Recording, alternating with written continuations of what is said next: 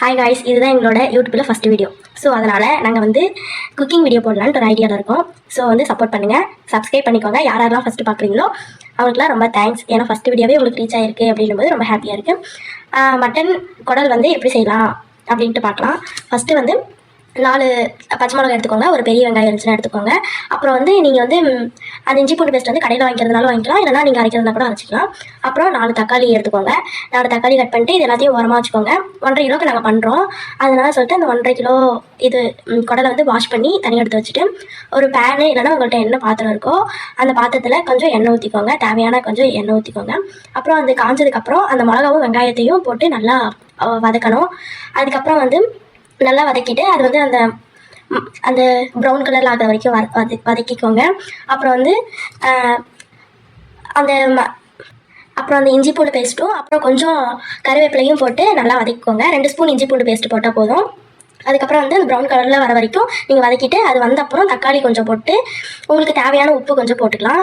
அதுக்கப்புறம் நல்லா வதக்கிட்டு அதையும் கொஞ்சம் நேரம் மூடி வச்சுட்டு, எங்கள் வீட்டில் வந்து சாப்பாடு இப்போ தான் ஆச்சு, அதனால் சாப்பாடையும் வடிச்சிட்டோம். அதுக்கப்புறம் கொஞ்சம் வதக்கினதுக்கப்புறம் அந்த நீங்கள் கழுவி வச்சுருந்த அந்த குடல் வந்து எடுத்து போட்டுக்கோங்க. அப்புறம் வந்து போட்டுட்டு அது நல்லா வதக்கி விட்டு நல்லா கிளறிக்கோங்க. அதுக்கப்புறம் வந்து மஞ்சத்தூள் கொஞ்சம் போட்டுக்கணும். மஞ்சத்தூள் போட்டு அதே மாதிரி கொஞ்சம் தேவையான உப்பு மட்டும் போட்டுட்டு வதக்கி விட்டு கொஞ்சம் நேரம் மூடி வச்சுருங்க. அது ஒரு 1/2 hour கிட்ட வேகணும். ஏன்னா நீங்கள் இதுவே வந்து குக்கரில் வச்சிங்கன்னா அவ்வளோ நேரம் வேக வைக்கணும்னு அவசியம் இல்லை, கொஞ்சம் நேரம் வேக வச்சா போதும். இப்போ வந்து நம்ம வந்து வெறும் குண்டான்னு சொல்கிறதுக்கு சாரி, ஏன்னா எனக்கு அதுக்கப்புறம் வேறு பேர் தெரியல.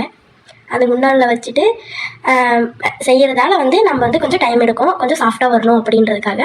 அதுக்கப்புறம் வந்து நீங்கள் வந்து உங்களுக்கு வந்து என்னென்ன அது வெந்த அப்புறம் திறந்துட்டு என்னென்ன மசாலா போடணுன்னா, கரம் மசாலாவும் மட்டன் மசாலா மட்டும் போதும். ரொம்ப சிம்பிளாக தான் இருக்கும். கரம் மசாலாவும் மட்டன் மசாலாவும் போட்டு நல்லா கிளறி விட்டுக்கணும். அதுக்கப்புறம் கொஞ்சம் நேரம் வேக வைக்கணும், ஒரு 15 minutes அந்த மாதிரி வேக வச்சுட்டு 15 minutes வேக வச்சுட்டு கொஞ்சம் நேரம் கழித்து புளி தண்ணி இருக்கும், அது வந்து ஊற்றிக்கிட்டு அதையும் நல்லா கிளறி விட்டுக்கோங்க. கிளறி விட்டுட்டு மூடி வச்சுருங்க. அதுக்கப்புறம் வெந்துடும். ஒரு 15 minutes அந்த மாதிரி வேக வச்சிங்கன்னா வெந்துடும். அப்புறம் அந்த கருவேப்பிலை கொத்தமல்லிலாம் உங்கள்கிட்ட இருந்துச்சுன்னா அதை போட்டு சர்வ் பண்ணிங்கன்னா செமையாக இருக்கும்.